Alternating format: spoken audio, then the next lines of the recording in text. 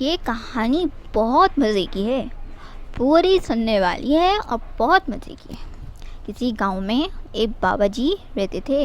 वो बाबा जी बहुत सख्त मिजाज थे। वो हर वक्त लाठी तो एक तो हाथ में ही रहती थी और बहुत जल्दी गुस्सा भी आ जाता था। घर वाले इनकी इस आदत से बहुत ही परेशान रहते थे।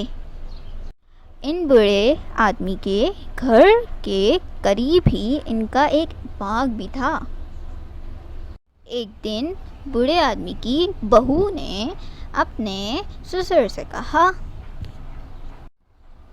अब्बा जी, आप तो हर वक्त घर वालों पर गुस्सा करते रहते हैं, मगर हमारे बाग से न जाने कौन रोज़ फल उतार कर ले जाता है। ये सुनकर बाबा जी को बहुत गुस्सा आया। उन्होंने कहा, तुम ऐसा करो कि एक चारपाई और मेरी ज़रूरत की चीज़ें बाग में पहुंचा दो। अब मैं सुबह से शाम बाग में रहूँगा। बहू ये सुनकर बहुत खुश हो गई। उसने बाग में एक दरख्त के नीचे चारपाई बिछा दी, साथ ही एक मेज़ भी रख दी जिस पर ज़रूरत की सब चीज़ें और खाना भी ढक कर रख दिया। जिस दरख्त के नीचे बाबा जी की चारपाई थी उसके ऊपर एक कौवे और चिड़िया रहते थे। दोनों का आपस में बहुत ही इत्तेफाक था। अब जब उन्होंने इतना सारा खाना देखा तो उनका जी ललचा गया। बहू ने बाबा जी के लिए खिचड़ी पकाई थी। अब जब बाबा जी सो गए तो क्या हुआ, कौवे ने डोंगे का ढक्कन हटाना चाहा, मगर ढक्कन इतना भारी था, थोड़ा सा सिरका और बहुत ज़ोर का शोर हुआ।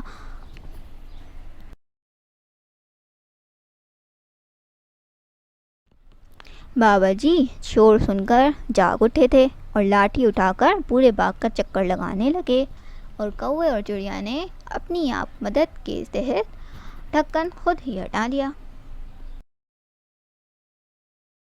ये देखकर कौवे और चिड़िया ने आराम से खिचड़ी खाई और बहुत सी खिचड़ी उठा उठा कर अपने अपने घोंसलों में ले गए।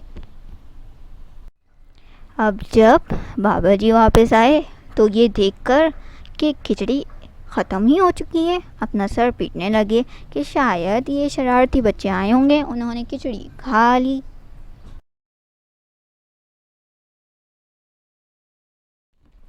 दूसरे दिन क्या हुआ, कौवे ने पूरी रोटी उठा ली।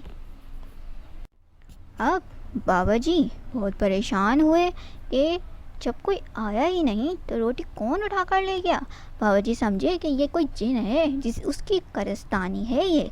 उधर उधर बहू ने बाबा जी की गुस्से की आदत छुड़ाने के लिए एक टेप रिकॉर्डर में चंद आवाज़ें भरी।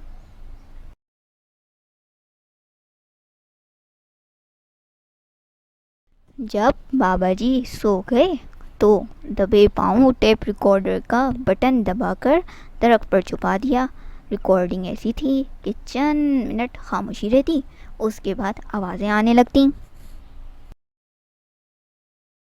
अब बाबा जी सो रहे थे कि एक कंकर आकर लगा जो कि उनकी बहू ने छुप कर मारा था। साथ ही आवाज़ भी आई, ओ बाबा जी उठ जाओ, तुम्हारा वक्त आ पहुंचा है। बाबा जी ये सुनकर थर थर कांपने लगे।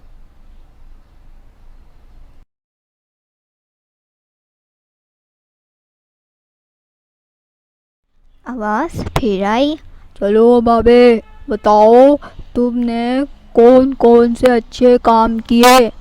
मगर बाबा जी तो अच्छे काम करते ही नहीं थे। फिर दूसरी आवाज़ आई, चलो छोड़ो, लगता है तुमने एक भी अच्छा काम नहीं किया। ये बताओ कि कितनी नमाज़ें छोड़ी, किस किस पर गुस्सा किया, कितने लोगों को सताया ताकि उसकी मुताबिक तुम्हें सज़ा मिले।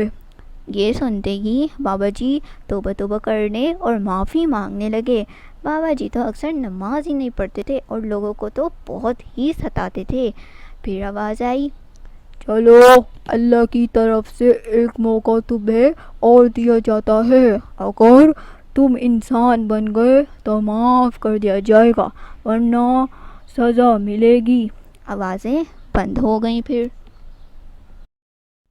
बाबा जी ने जब ये सुना तो बहुत ही खुश हुए और बहू को आवाज़ दी और वो आई तो उससे माफ़ी मांगी और कहा, बेटा ज़रा वज़ू के लिए पानी ला दो, नमाज का वक्त निकला जा रहा है, मुझे नमाज अदा करनी है। बहू हंसने लगी क्योंकि उसे तो सब पता था। स्टोरी कैसी लगी तो कमेंट करके बताएं, लाइक करें, शेयर करें और रैन टेल को सब्सक्राइब भी करें।